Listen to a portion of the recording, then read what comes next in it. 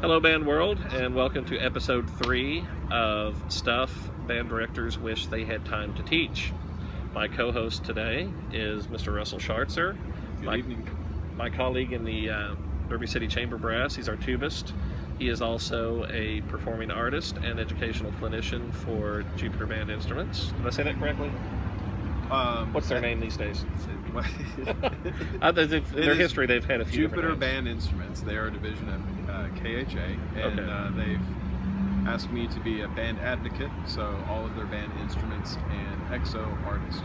So I perform pretty regularly with Jupiter B-flat. Perform regularly with a Jupiter B-flat tuba. If you can't tell, we are downtown Louisville. Right, 4th and Jefferson. Right where all the action happens on the weekends and stuff. Beneath the Humana Building and next to the Kentucky International Convention Center. I chose this spot because this is one of the places I generally busk. Right over by the Welcome Center? Welcome Center. Kentucky Welcome Center. Yeah. If you don't know how to say Louisville, it'll show you. It's Louisville. 7 different ways. Well, again, before we go on, I'm Steve Bottom, and I'm your usual host. I'll get my corporate plug in here. I am a performing artist and educational clinician for Bach Trumpets, a division of the Conselmer Corporation. And, of course, with my co-host and colleague here, Russ, it's his show today, so I'm just going to turn it over to him. Go ahead, Russ. This follows up with what Steve had talked about in the first episode. Was what was the piece? But it was basically automatic, chromatic, lots of fun warm-up. That is, I heard it, and it's the first time I'd ever heard it, and I thought the one thing that people should know whenever they're trying to teach low brass is that just go ahead and get the chromatic scale out of the way. It's the best way to go.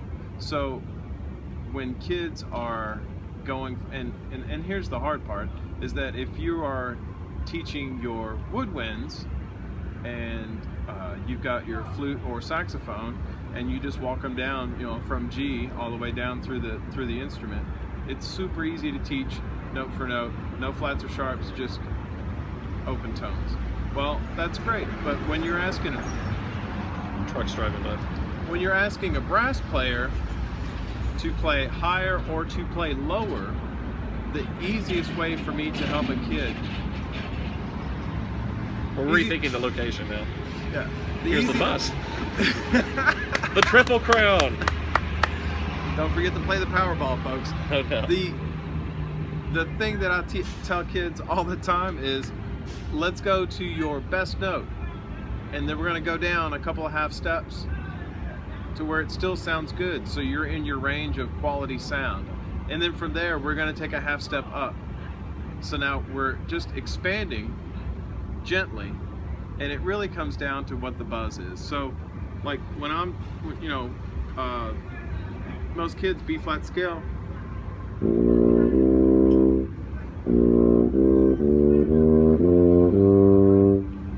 and they have trouble getting from, which talking about my beginner trombone students, one kid could not go from B-flat to F. He was great, and from F to B-flat, he thought that next B-flat was a high note because, well, it is an octave higher than what you're used to on the first pitch. But he really thought about, and what saved him was, I just said, let's make siren sounds. In downtown Louisville, you would hear a lot of siren sounds, but not on the Mouthpieces. So here comes another bus. We'll check this out after we finish filming. We may refilm at another location. I hope not, because this at least has character.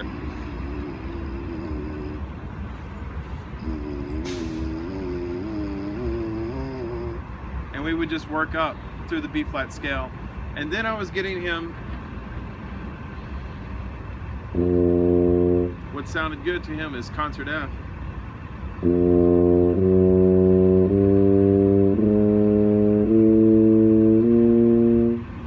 And working him through. Now, he's got up to the F above. He's finished his first year of band. He's much more comfortable, a little more accurate, but really buzzing the mouthpiece and the chromatic scale is, in my opinion, where you are not giving your kids the success they need at an early rate. And I say you as in we, because I forget this as well. My kids are having trouble, we go back to chromatics. It's half steps up, or even half steps down, because for tuba students, I've got a couple of really good kids. But for the tuba students, when you're trying to get into that lower range,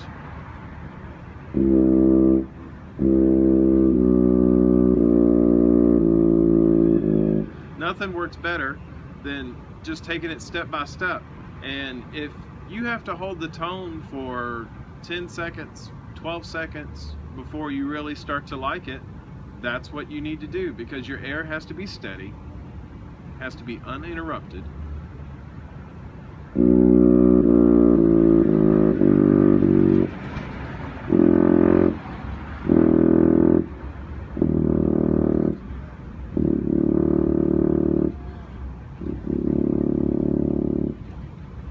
Relaxed.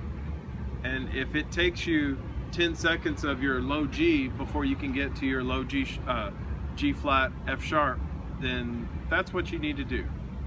And don't worry about how loud it is, how present, just, it's a steady air, it's relaxed air, and it's going to be more like the river and less like the stream. Even a slow river, it's going to be a lot of water traveling down that river. So that's how I equate air speed and air quantity. Is you think about a slow river, and then you want faster air. It's a thinner. It gets down to the stream. It's very fast. So when you're talking about your upper range,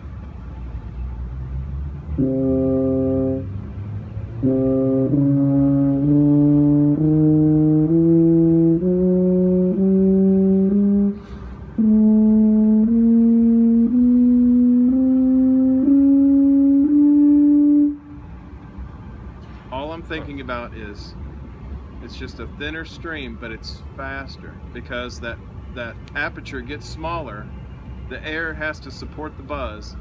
The air is going to be faster. Now, it's interesting, in all the years we've known each other, we've never discussed this before, but I also use a water analogy, except I think of it like a garden hose. The water through a garden hose is like the air through your lungs and through your windpipe to the instrument. And one thing I'll often think of, as far as a sustained tone, is those carnival games, with the clown's head. Right. You have to squirt the pressure water at it. You make the clown's head go all the way up. That's one analogy I use in my teaching. But the water analogy, it just kind of reinforces what I've been teaching for 20 years. Instead of the river, of course, like I said, I use a garden hose. But that's well, we're still talking about volume that kids can relate to, and something they've ever seen. Right. So the imagery, I think, is a great way to make it work. Absolutely. Again, I'm all about imagery and finding things that people can relate to in their common lives. I don't mean their lives are common. I mean things people have in common. You peasants! Yes. Go with the other peasants. Anyway, also I believe in teaching through analogy and parable, and not to wax religious here, because that's certainly not the focus of the show, but I figure if analogy and parable was good enough for Jesus, it's good enough for my teaching. So we've got about 45 seconds here. Anything you'd like to say in wrap up? Well, Frank your Ovaltine, kids. Well, don't be afraid to check out different mouthpieces for different kids. I think if there's one thing that I like to talk to kids about is when you're picking out a mouthpiece, get an assortment. Find one that you sound great on your horn with. And Not a one-size-fits-all. It's not a one-size-fits-all. Right. Is your face the same as my face? Absolutely not. We're all different. Thank heavens. Now, yeah, no kidding. So, we all have different teeth, the oral cavity, all of that. jaw structure, it's all different. So find something that works great for you.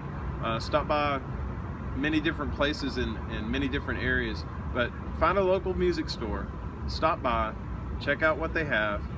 Don't just go on the internet and go, you know what, that X, Y, and Z mouthpiece that such and such uses, I think I'm going to get that, because that's a great way to waste your money. Well, we're going to go over, we're already about 30 seconds over, so in for a penny, in for a pound. Scott Thornburg, trumpet professor at Western Michigan University, colleague of mine, we used to judge competitions together. I always thought he put it best. You know, he would say, well, here's how I think about mouthpiece choice, Steve. He said, I wear a size 12 men's shoe and I find it very comfortable, but you know, if your foot's bigger than mine, it's probably not going to be as comfortable for you. So it really is an individual fit. Thank you, Russ, for stepping in. We've had some comedy here, some intentional, some unintentional that you folks haven't even seen that's been going on around us, such as downtown Louisville. But thanks for watching again, and we'll be back next Thursday with another episode. Take care. Goodbye.